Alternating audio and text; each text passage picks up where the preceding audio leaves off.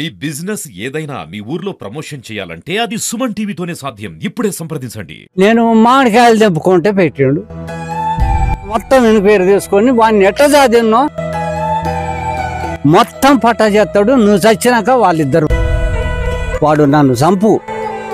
Welcome to Suman TV. కొడుకులు పుట్టారని సంతోషపడ్డాడు ఆ తండ్రి. తను బాధపడుతూ వ్యవసాయ పనులు చేస్తూ కూడా పిల్లల్ని పెద్దవాళ్ళని చేశారు. పెద్దవాళ్ళని చేసి వాళ్ళని ఒక ప్రయోజకులుగా ఎదిగేలా చేశాడు. చివరికి ఆ కన్న కొడుకే తండ్రిని కటకడాల పాలు చేశాడు. ఇది వినడానికి ఆశ్చర్యంగా ఉన్నా ఇది మాత్రం యథార్థం. మహబూబాబాద్ జిల్లా చిన్నగుట్టు పక్కన ఉండే జేర గ్రామంలో జరిగిన యథార్థ సంఘటన.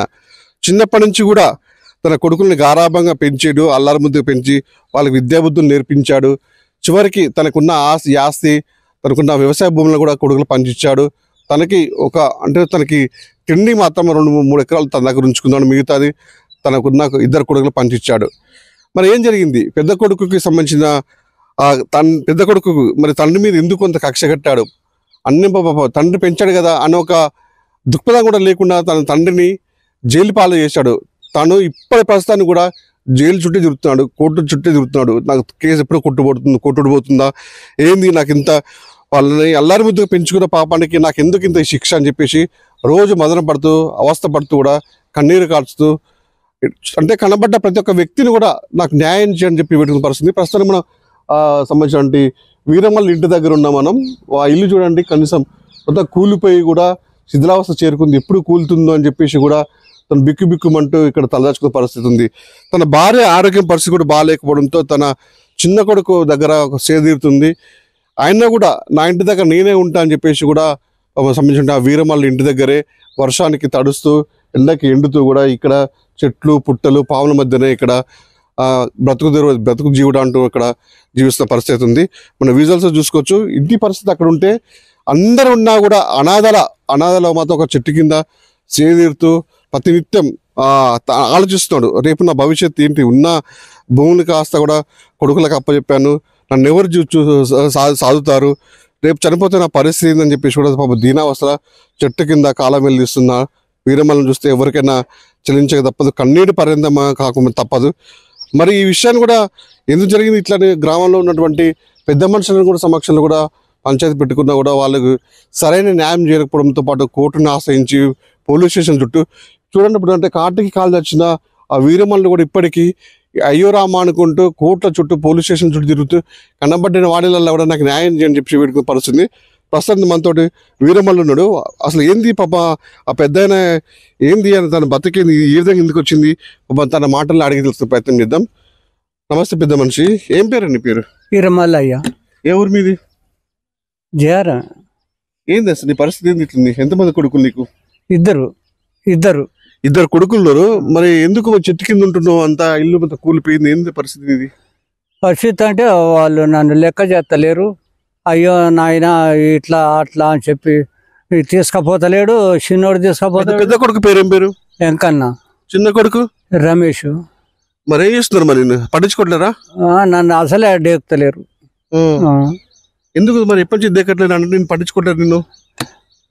చిన్నోడే ఇన్ని రోజుల కాంచి సవరించాడు నన్ను. కానీ ఇక పెళ్ళమ్మోళ్ళు పంచాయతీ పెట్టుకున్నారు. నువ్వు ఒక్కనే పుట్టావా, నువ్వు ఒక్కనే తింటానవా, ఆయన కేసులు పెడతాడు. ఆయనతో పాటుగా నిన్ను కూడా కేసులో ఇరికిచ్చాడు. కేసులో ఇరికిచ్చి కేసులు తిప్పుతాడు. 1-2 మామిడికాయలు తండ్రి కోసుకున్నందుకు తెంపుకున్నందుకు.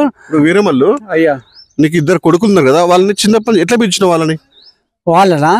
వాళ్ళను పెద్ద కొడుకుకు మొదటి భార్య కొడుకు వాడు. అయితే వీడు పుట్టిన 6 నెలలకే ఆ తల్లి చచ్చిపోయింది.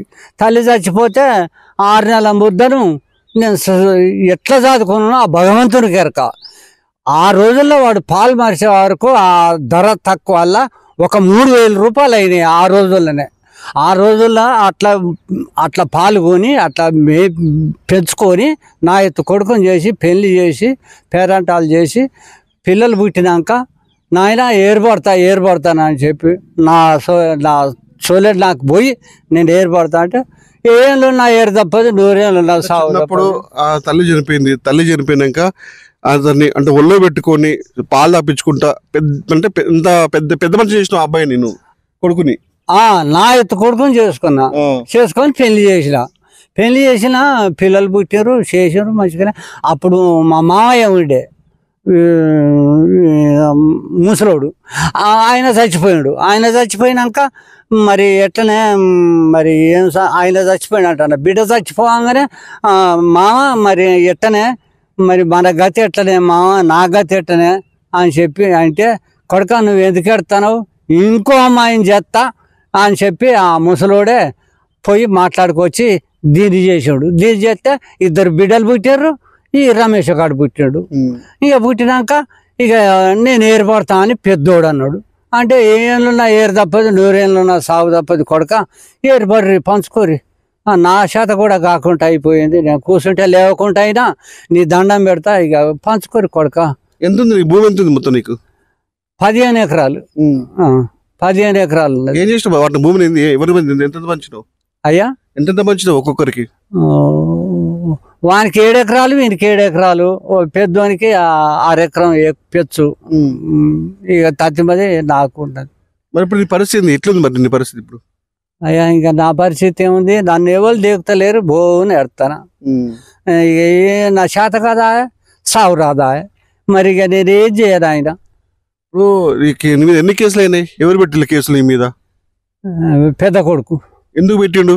నేను మామిడికాయలు తెంపుకుంటే పెట్టాడు.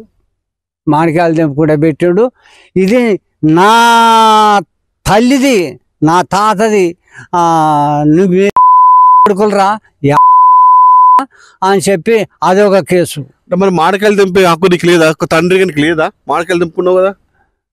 ఆ భూములు కొన్నది నేనైనా మల్యాలకు పోయి మామిడి తోట తెచ్చి నెత్తుకొని వచ్చి చెట్లు నాటు పెట్టుకొని చెట్లు పెంచుకొని అని చేసి ఏర్పడ్డాక మంచిగానే ఉన్నాం. 5-6 ఏళ్ళు మంచిగానే ఉన్నాక ఇక నాకు ఒక పచ్చడి చెట్టు ఉండే, మన దేశవాళి చెట్టు. అయితే ఆ చెట్టు మీద కాయలు అందరం పచ్చడి పెట్టుకుంటాను. 2 బిడ్డలు, 2 కొడుకులు, నేను. మిగతా ఉన్నాయి అమ్ముకుంటే నాకు కళ్ళు నీళ్ళ మందం వచ్చేది. అట్లా ఆడదానికి నన్ను అసలే ఏమాత్రం కనగంటే ఓర్తలేడు. నెరి పెద్దోని మీదనే ఉన్నది వైకుంటాం. మీ పెద్ద కొడుకుని అంత అల్లారం ముందుగా పెంచిన, తల్లి చనిపోయినా కూడా అంత పెంచినావు కదా. మొత్తం ఇన్క్వైరీ చేసుకోండి అయ్యా, ఈ ఊళ్ళో మొత్తం జేఆర్ మొత్తం ఇన్క్వైరీ చేసుకొని వాడిని ఎట్లా చదివినో, ఎట్లా పెద్ద చేసుకున్నానో ఈ ఊరు మొత్తం చెప్పుద్ది.